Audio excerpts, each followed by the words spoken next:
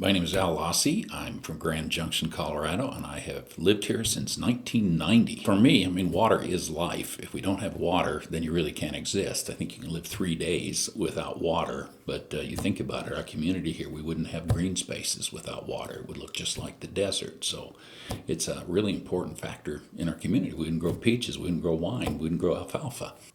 We have a very large garden at home, and without the irrigation water, then we couldn't sustain that.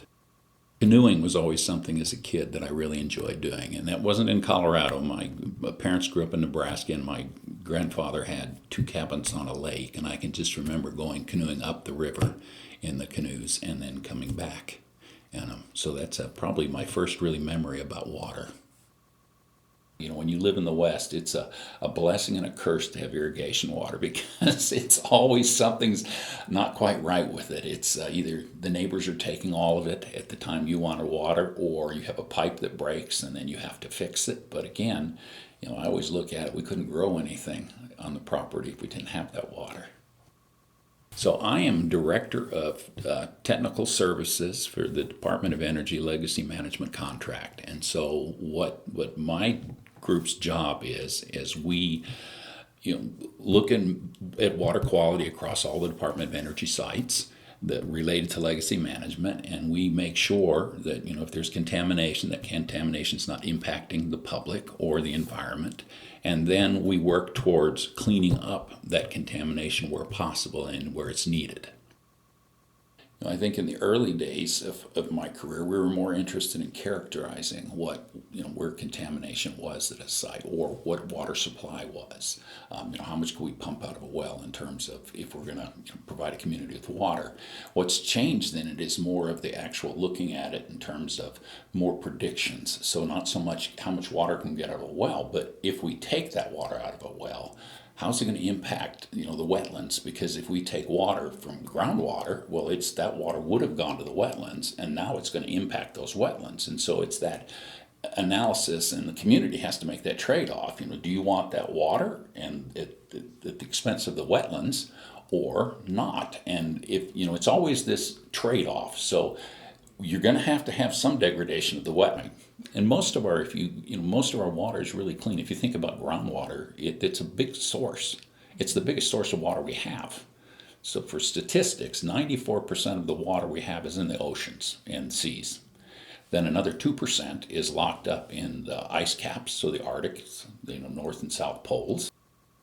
And then, so if you add that together, you end up with 96%, and 4% of the remaining water is groundwater. Well, if you think about that, and then there's surface water, lakes, rivers, and everything else, but that's sub-percentages.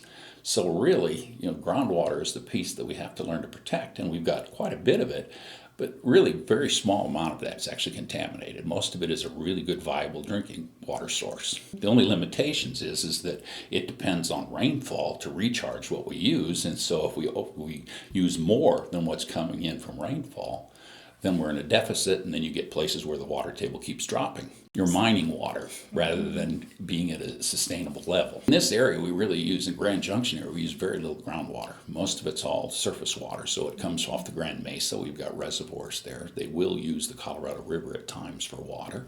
There are some water supply wells. Our water supply wells are typically more towards the Redlands. They use them at the golf course, and that I'm not really aware of any municipal wells we use here. But this, is a very prolific aquifer, a sandstone aquifer, and so it's pretty prolific. Really, what's the limiting factor of it is, we always call it the mass balance. What's the water coming in versus the water taking out? And anytime you exceed that, then there's a change in storage, which means the water table drops. And that's the piece that, as it drops, you've got a well, and pretty soon it's below the bottom of your intake of your well. So then you don't get water. And then you got to drill a deeper one, and sooner or later you run out of aquifers thickness. And again, it just comes down to managing. Is what it is, and water management's a big part of in my mind, the future. And some of that's regulations, some of it is understanding where the water is and spacing your wells so that you're not drawing it down in one localized area. Well, I can say by life of my family, this has really been how I've made my income. It's my life. This is my career, is to be a groundwater hydrologist, so studying every aspect about water. So that's allowed me to, pay for my family to go to college and things like that. So yeah, it's really impacted my life, probably more than most people, because that's the way I make a living. For me, water and its movement is all math, physics, chemistry. So it's a little different. People come up with new techniques on how to actually analyze, where would water go? How would contaminants degrade in the environment? Those kind of things. So there's all kinds of new techniques and analysis tools and things. So that's really what I guess how I learn more about water. I don't know that it's the same for most people, but that's at least how I've learned more about water. As a scientist, I read a lot of things that really aren't based on science. They're based more on fear. And so, my recommendation would be for people to make sure you're educated about that. And there are books that you can learn about groundwater. There are lectures that people give that you can learn about it.